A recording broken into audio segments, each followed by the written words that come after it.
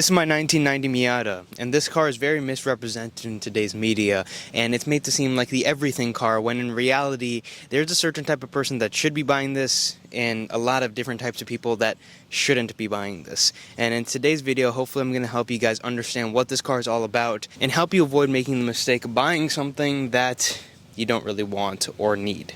Now, jumping right into this is not a retirement car, nor is this a fun car.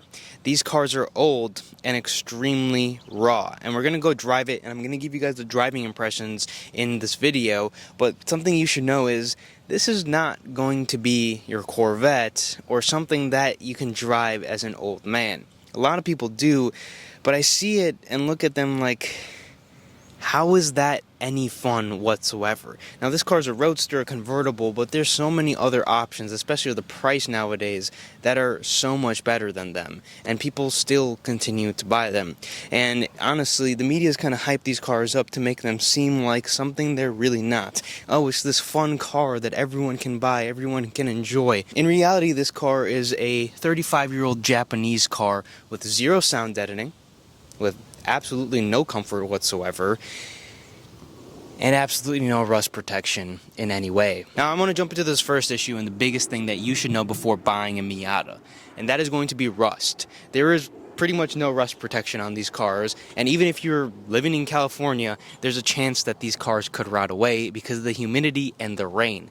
Yeah, these cars can rust because of rain. Now, I have the hard top on my car currently, but if I had the soft top up, there is a rain drain right here. If that drain gets clogged, moisture builds up, your car is going to rust.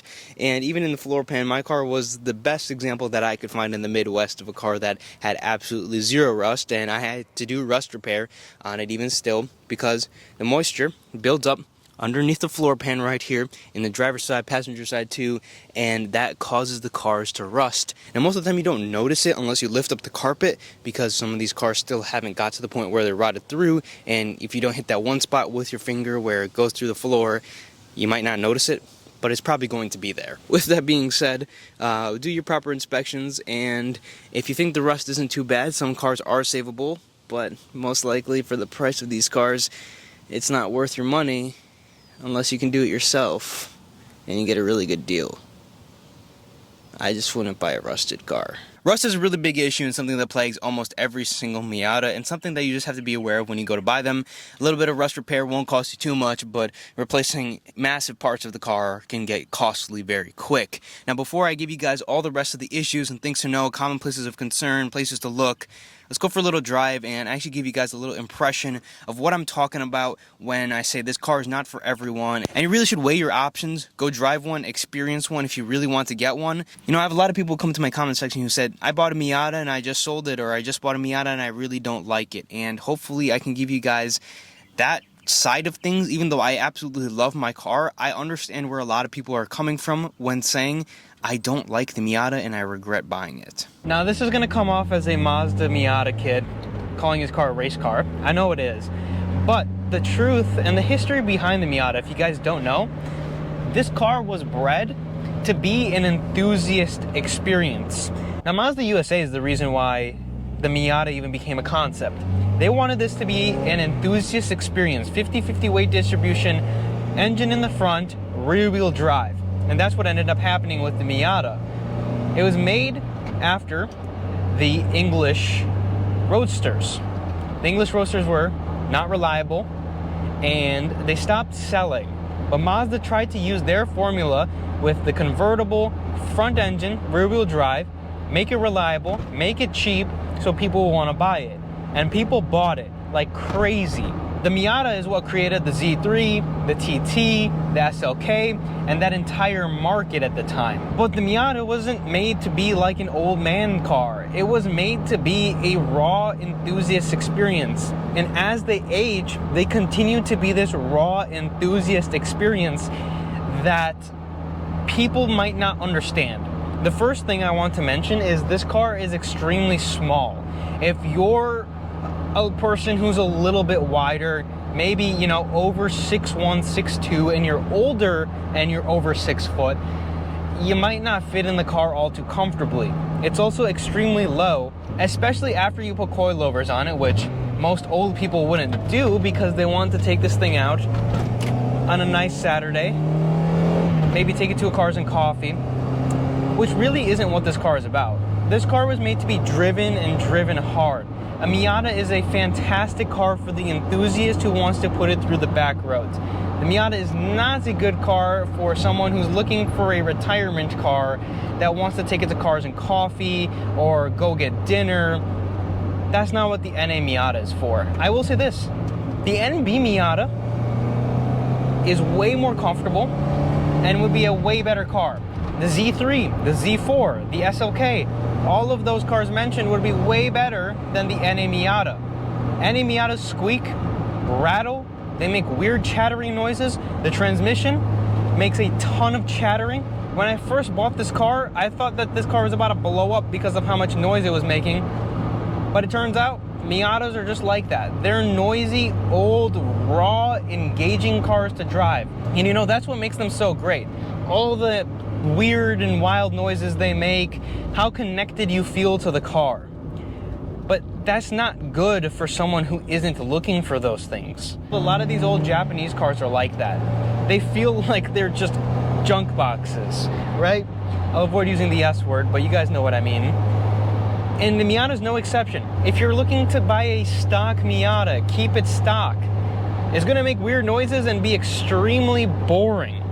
It's slow, a car makes 100 horsepower. The handling of this car is phenomenal, but to enhance it and to make it even more fun, you need to get rid of the daisies, put some fatter meat on the tires, and I would highly, highly, highly recommend you throw yourself coilovers on the car. That's what this car is meant for. Now, this car isn't like insanely hard to drive. It's very simple to drive, but it's not a comfortable car. You're not gonna find yourself being like, yeah, my Miata, I should go take that out on a 6-hour road trip. No. In the later years of the Miata, they refined them more, put more leathers in them. Later years of the NA. But truly, this car comes alive with coilovers, better tires, and a driver who's willing to drive it in the corners through its paces. Because that's what this car is all about. Ringing the engine all the way up to 6,500 RPM, shifting through the gears, and just having a blast. If you're looking for a comfortable driving experience, I recommend you go buy a Z3. If you're looking for the old man car, I recommend you go buy a Z3, Z4. Those cars are better, more comfortable, more luxurious, have way more amenities than this car was. Now the NB is a lot better than the NAs are. They are way, way, way more comfortable. They have way more amenities. They are about the same price as the NA. And they also have way more sound deadening. This Miata has no deadening to it whatsoever. You feel everything, you hear everything, and some people just don't like that. But for me, it's one of my favorite cars I've ever owned and driven, because I can put it through the corners, ring it through the gears, not break the law like some of my other cars, going, you know, way faster than I should be, and have a smile on my face the entire time. And I love how uncomfortable this car is, and some people just don't get that. But if you do understand what I mean, you're gonna love the Miata. I don't know, there's something about just a small, fun size, having absolutely no horsepower and being able to push this car, that's so much fun. Now, here's where most of the issues begin, because these cars are pretty reliable, but they are beginning to get old and high mileage, which means that there's going to be leaks of some sort pretty much everywhere on the engine. Whether it's an oil leak, whether it's the transmission leak, whether it's the differential leaking, there's going to be a leak somewhere. Thing to keep in mind with oil leaks is you got to look at where the oil leaks are coming from. If there's an oil leak coming from the rear main seal, you got to take the trans off for that job. But oil leak coming from the front, most likely not too big of a deal, especially if it's a smaller leak. You probably won't even notice a lot of smaller leaks in these cars unless they sit for a couple of weeks in the same spot, and you'll see like a drop or two of oil, because most of the time they just kind of stick to the engine and grime up and gunk up. Really, the first thing and the biggest thing to note is the radiators. If your radiator is starting to turn brownish green, your radiator is going bad. Something that you should consider before you buy one of these cars. Now the next thing is, if the engine sounds like it's sticking to death, well, most likely it isn't the biggest of deal. Now, there's a difference between it sounding like it's ticking with the lifter ticking and a rod. So you're going to have to notice the difference between that. But these cars have insane amount of lifter tick, and that just has to do with the lifters going bad. And honestly, fixing the lifter just isn't worthwhile because you have to dig through so much stuff for something that just makes a little noise. For example, this is how my car sounds, and it has a little bit of tick going on, but nothing too bad.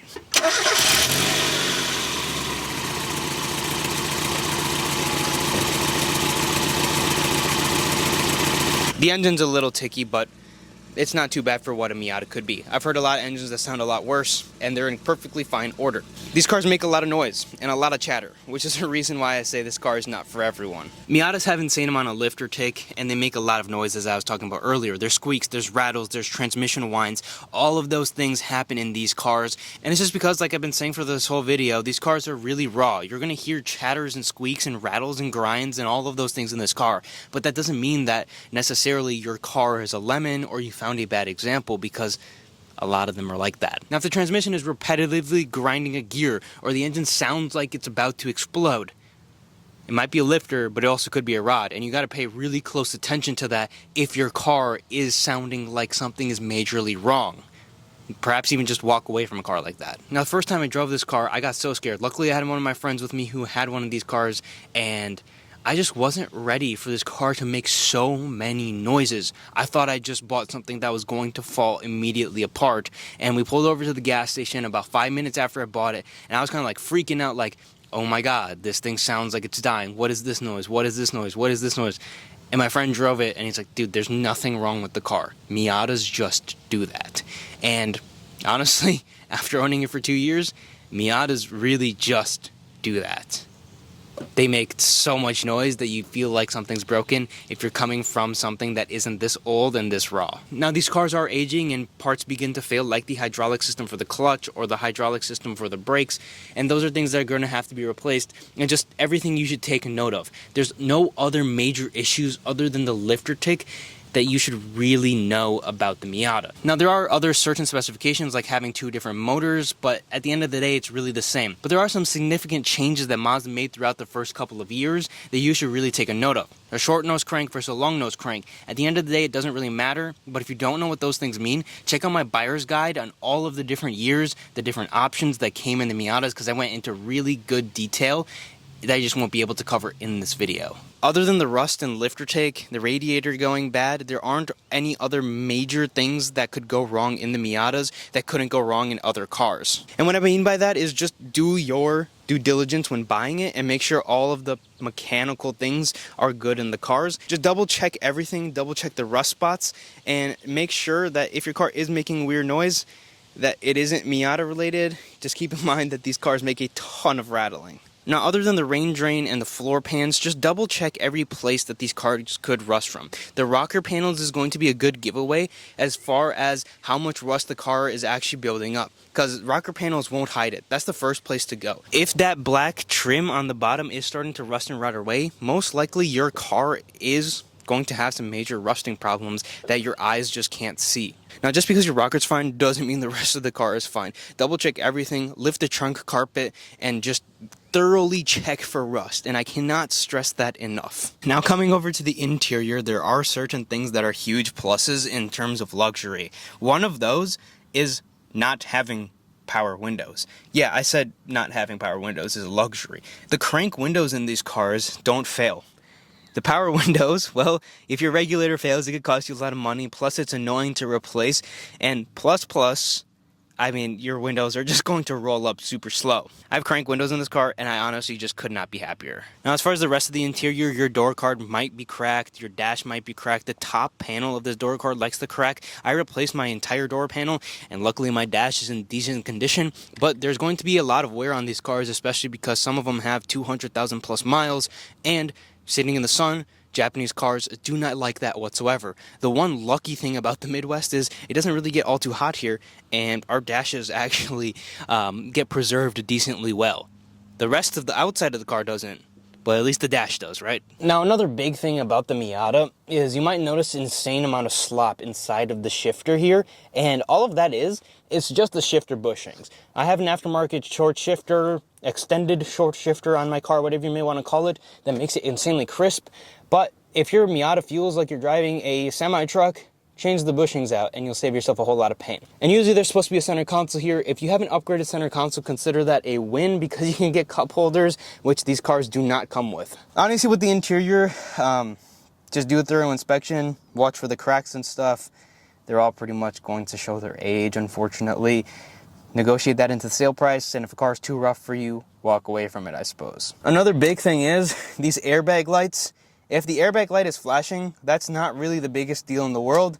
I have an aftermarket wheel in mine without an airbag. Out of the 6 or 7 Miatas I've driven, about 5 of those had that light flashing. Really not the biggest deal in the world, but you could have a loose connector, resistor, whatever it is. It's something you can fix pretty easily. If your car comes with a hardtop, consider that a big win. These hardtops cost about $2,000, and well, sometimes you can get a car, pay an extra $1,500 or $1,000, and get yourself a hardtop. Other than that, these cars don't have a lot of issues, but there's a whole lot of intricacies that, I mean, if you want to know, click the video here, and honestly, that's all I have, and I hope you guys found this video informational about the issues, and also just about how these cars drive and what it's like to own one.